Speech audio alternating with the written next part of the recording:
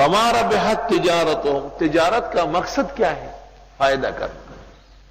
حدیث میں ہے من اراد الدنیا فلیتجر، جو دنیا دار بننا چاہے وہ تجارت کر لے۔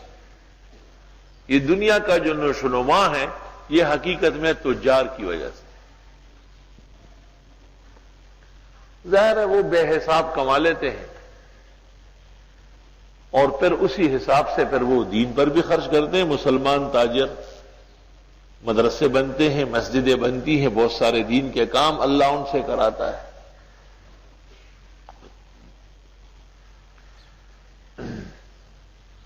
یہ ہندوستان میں دہلی میں ایک مدرسہ تھا، اب بھی ہے ایسے ہی، مدرسہ عبدالرب۔ یہ عبدالرب خان جو ہے دہلی میں کسی ڈھیرے میں لیٹا ہوا تھا، بھوکا پیاسا، پھٹے پرانے کپڑے، لیکن تھا اٹا کٹا موٹا۔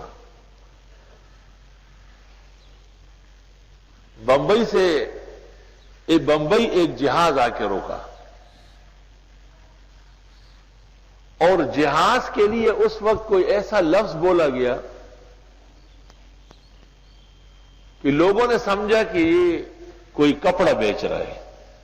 اب وہ کپڑا نہیں تھا، وہ اس پورے تجارت جہاز بردار، جو سامان بردار جہاز تھا، اس کی بات۔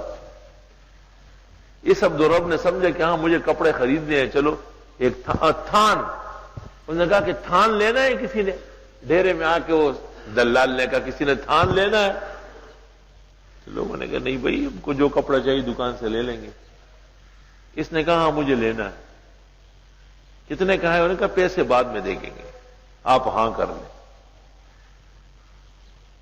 چلا گیا، کچھ دنوں بعد وہ آیا، اس نے کہا وہ جو آپ نے تھان خریدا تھا نا وہ اتنے لاکھ کا بکا ہے، تو اور تھان خریدوں آپ کے لیے یا پیسے دے دو؟ یہ آپ سمجھ گیا۔ اس نے کہا نہیں پیسے دے دو۔ اس نے اس زمانے میں جو 8-10 لاکھ تھے وہ لا کے دے دیے۔ اس نے اسی شکریہ میں مدرسہ عبدالرب قائم کیا۔ مدرسہ عبدالرب کے بہت سارے علماء یہاں ہیں جو فضلاء ہیں، اور اس کے اکثر اساتذہ دیوبند کے ہوتے تھے۔ نبی کریم صلی اللہ علیہ وسلم فرماتے ہیں کہ جو دنیا دار بننا چاہے وہ تجارت اختیار کر لے، اور جو آخرت چاہتا ہے فلیتزہد، وہ کم پر اکتفا کر لے، بہت زیادہ مال پھیلائے نہیں، کیونکہ مال جیسے جیسے بڑھے گا ایسی فکریں پیدا ہوگی، پریشانیاں بڑھے گی، صدمات ساتھ آئیں گے۔ اکثر انبیاء علیہم السلام تجار تھے، بہت کم جیسے حضرت لوط علیہ السلام کے بارے میں ہے کہ وہ کھیتی باڑی کا کام کرتے تھے۔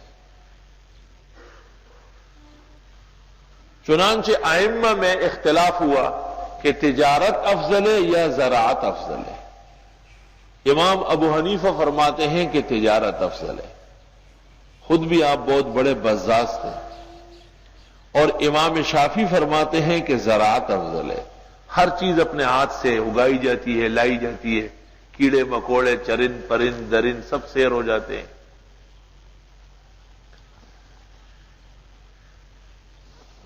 دلائل اپنی جگہ بڑی مضبوط ہے دونوں کی، لیکن تجارت کے دلائل بہت قوی ہے۔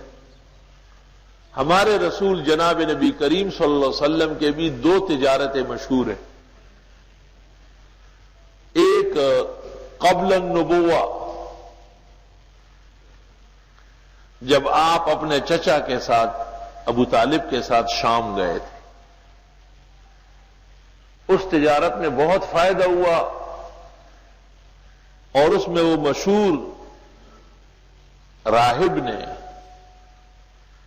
پیشنگوئی کی تھی کہ یہ شخص مستقبل کا نبی بننے والا ہے، کیونکہ یہ جہاں جاتا ہے اس کے سر پر بادل منڈلاتے ہیں۔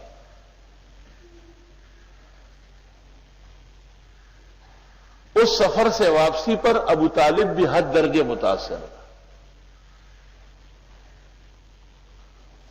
چنانچہ آپ کی دیانت، صداقت اور امانت کا شہرہ سن کر مکہ مکرمہ کے اس رئیس اور مالدار خاتون حضرت خدیجہ نے آپ کو پیشکش کی کہ آپ میرا مال تجارت لے کر کے سفر پر چلے جائے اور اس کا غلام میسرہ حضرت کے ہمراہ گیا، واپس آ کر کہتے اتنا فائدہ ہو چکا تھا کہ اتنا فائدہ خدیجہ کی پوری زندگی میں کسی تاجر نے نہیں دیا جو اس دفعہ حضرت نے لا کے دیا۔ اور میسرہ نے جو آپ کو واقعات سنائے خدیجہ کو حضرت صلی اللہ علیہ وسلم کے، تو انہوں نے نبی کریم صلی اللہ علیہ وسلم کو نکاح کا پیغام بھیجا۔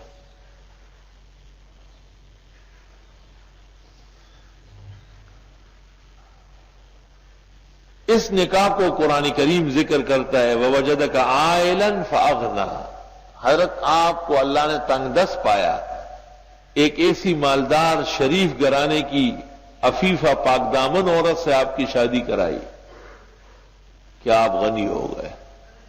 غنی کا مطلب یہ کہ دنیا کی فکروں سے بے نیاز ہو گئے۔ جناب نبی کریم صلی اللہ علیہ وسلم نے نبوت کے بعد کوئی تجارت فرمائی ہو اور حضرت خود تشریف لے گئے ہو، اس کا کوئی ثبوت کسی کے پاس بھی کسی کتاب کے حوالے سے ہو مجھے بتائے، کیونکہ نبوت کی تبلیغ اور دعوت اللہ کے بعد آپ اتنے مشغول ہو گئے کہ کوئی اور کام نہیں کر سکے۔